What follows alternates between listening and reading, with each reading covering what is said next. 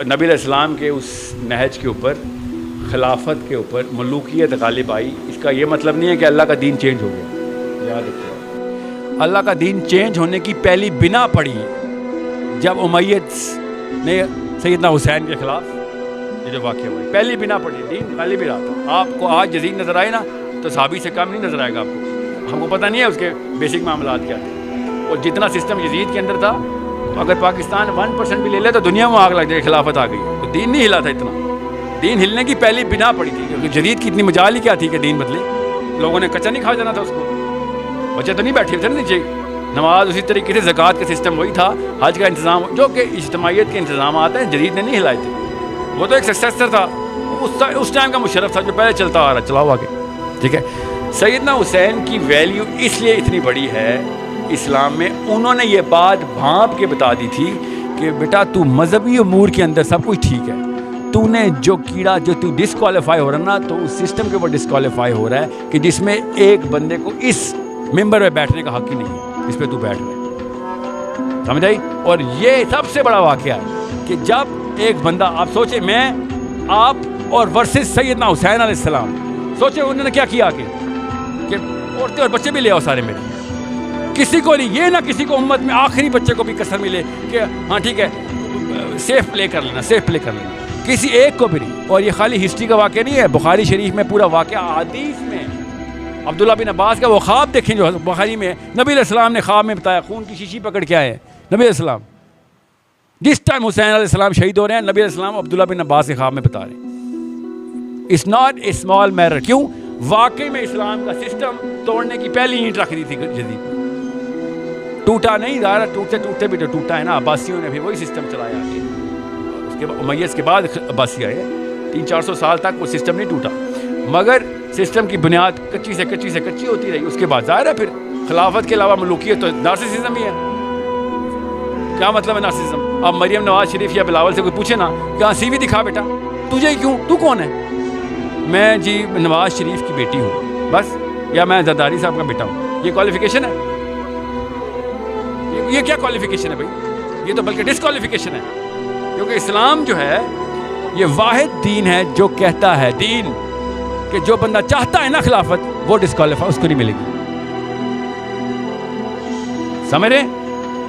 ورنہ سیدنا حسین نے نعرہ بھی لگا دینا تھا, مگر ان کو پتا تھا کہ جو چاہتا ہے اس کو نہیں ملے. تو نہیں بنے گا, جس مرضی کو بناؤ, تو ڈسکوالیفائڈ ہے.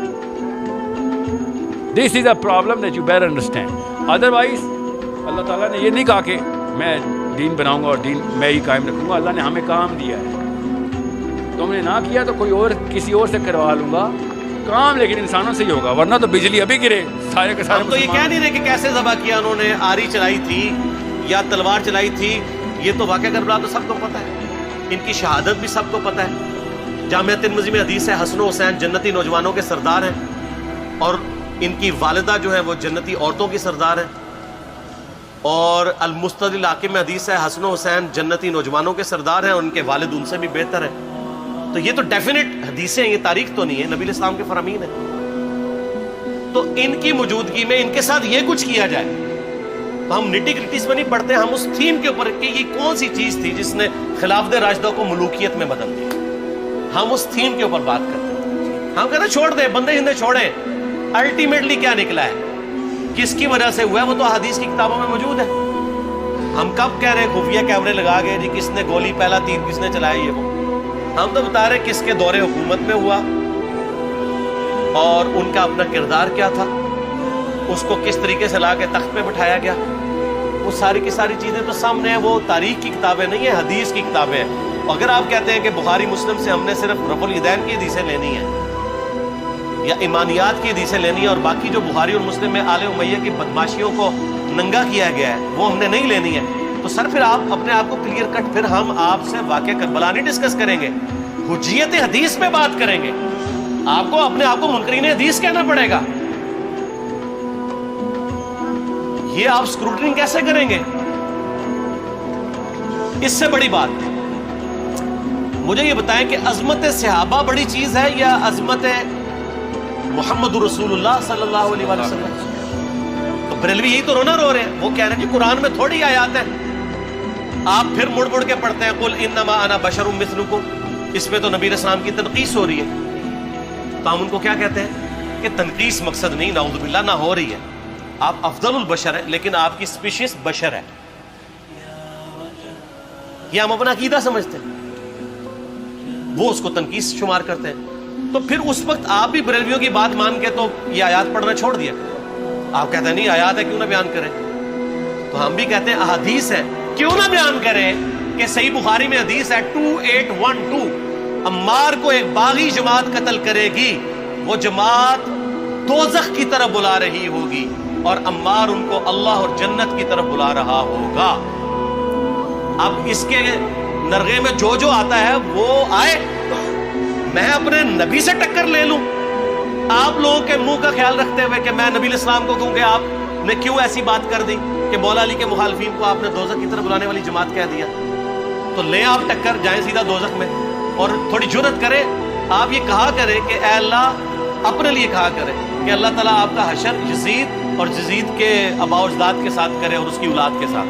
ہم کہتے ہیں کہ اللہ تعالیٰ ہمارا حشر جو ہے وہ مولا حسن حسین، مولا علی علیہ السلام اجمعین اور اہل بیت کے ساتھ کرے. آمین. اور آپ میں تو اتنی جرت نہیں آپ یہ بات بھی کر سکیں کیونکہ ان کو پتہ ہے.